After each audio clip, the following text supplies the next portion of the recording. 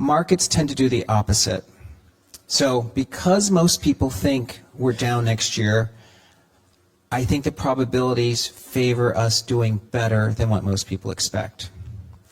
But with that as the backdrop, this is our rough roadmap. We see the S&P rising strongly, that's 1,000 points through June. And then some sort of decline takes place, taking us maybe to 5,500 before we rally to 6,600 again. Now, when this happens, you have to be ready to buy that dip. In today's market analysis, we're diving into the insights of Tom Lee, the head of research at Fundstrat Global Advisors, who has made some bold predictions for the financial markets in 2025. If you're an investor looking for guidance on how to approach the market in 2025, you won't want to miss this. Before we delve into the video, if you want the latest crypto news, market updates, and expert insights from the top minds in the industry, be sure to hit that subscribe button and turn on notifications.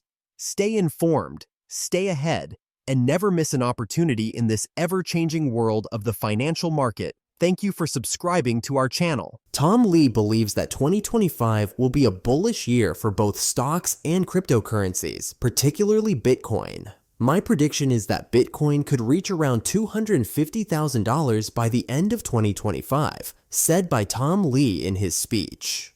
Lee's optimism stems from several key factors. He points out that Bitcoin is closely following its historical halving cycles, which typically lead to significant price increases. With the recent halving reducing the supply of new Bitcoin, he anticipates a surge in demand. Lee also projects that S&P 500 could reach 7,000 by mid-year, though he advises caution for the latter part of the year, forecasting a potential pullback to 6,600 by year-end. Lee also highlights the broader economic environment. With a potentially pro-business administration and expected interest rate cuts from the Federal Reserve, he believes companies will feel more confident in expanding their operations. This confidence will lead to a broadening market, especially benefiting small-cap and mid-cap companies, as well as financials and cyclicals. How should investors approach the market in 2025? Here are some strategies based on Tom Lee's insights. Focus on small and mid-caps. As business confidence grows, small and mid-cap stocks are likely to outperform larger companies. Diversify into financials.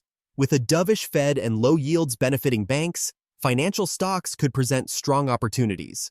Watch for alt season. Don't overlook altcoins. With Bitcoin leading the charge, other cryptocurrencies may experience significant gains. However, it's essential to remain cautious. Lee warns of potential risks, such as policy missteps from the new administration or a shift in the Fed's focus that could adversely impact the economy. Let's watch Tom Lee's full video presentation. Markets tend to do the opposite. So because most people think we're down next year, I think the probabilities favor us doing better than what most people expect.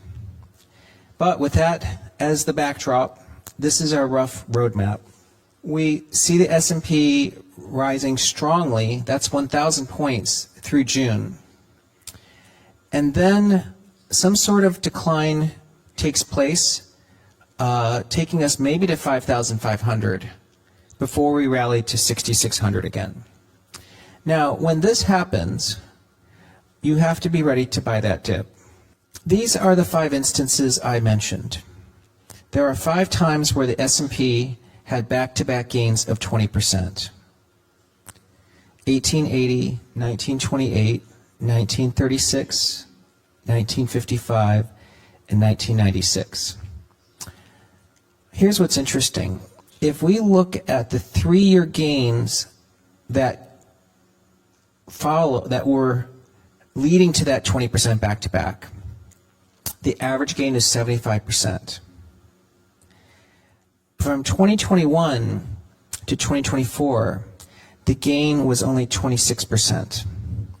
This is why I'm optimistic. We have not overshot compared to previous periods when markets produce these strong gains.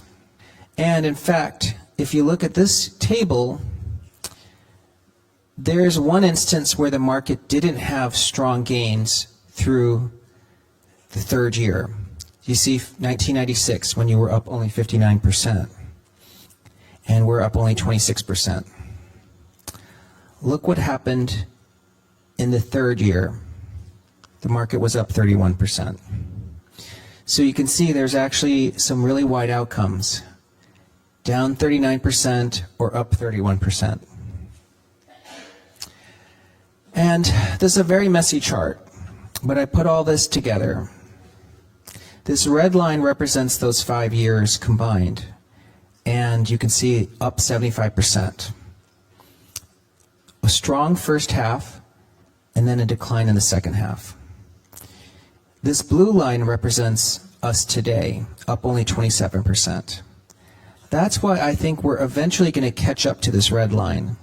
I just don't know if that catch-up happens this year, 2025. And here are all the years that I mentioned, and the blue line compares us to today. But what do I notice?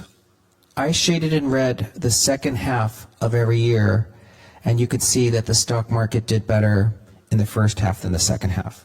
So that's why, for now, I'm going to say in 2025, I'm more confident about the first half. But I'm not necessarily bearish on the second half. I want to see how we do in the first half.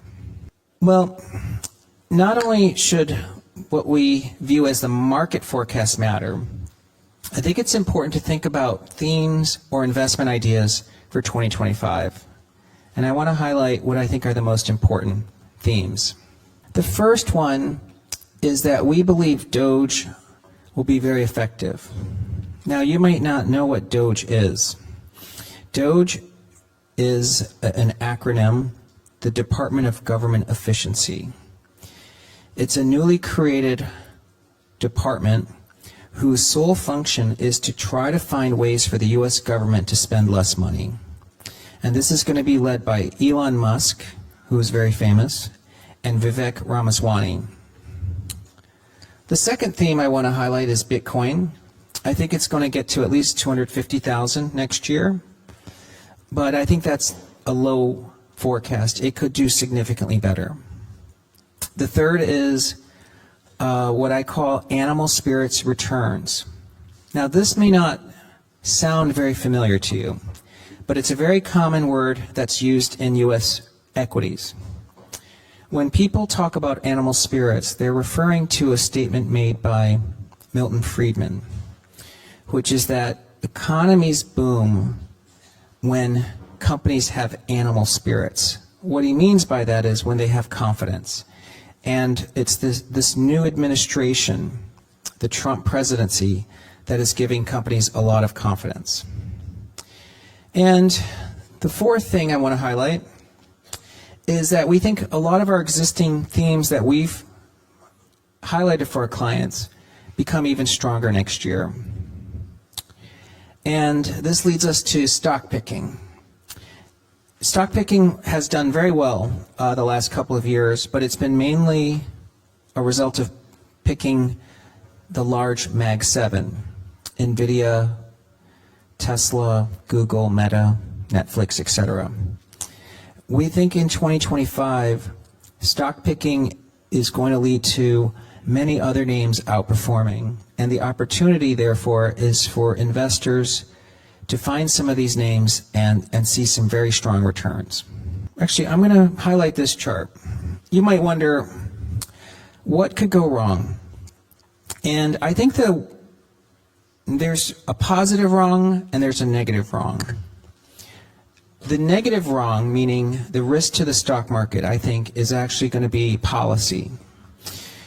We asked both our hedge fund clients, which is Fundstrat, and our retail clients, FS Insight, what they saw as the biggest risk to markets in 2025.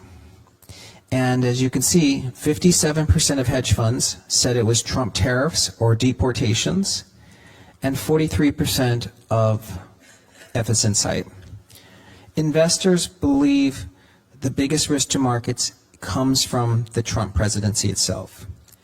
And that's what you should just keep in the back of your mind, that outside of policy from the White House, the other risks are much smaller to markets.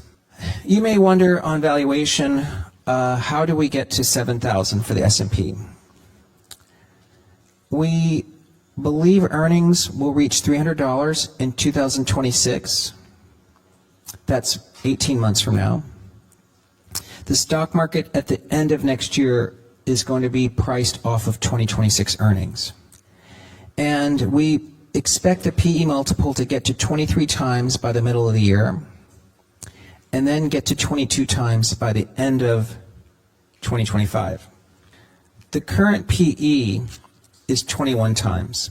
So we're expecting the PE to go up by 1 multiple point.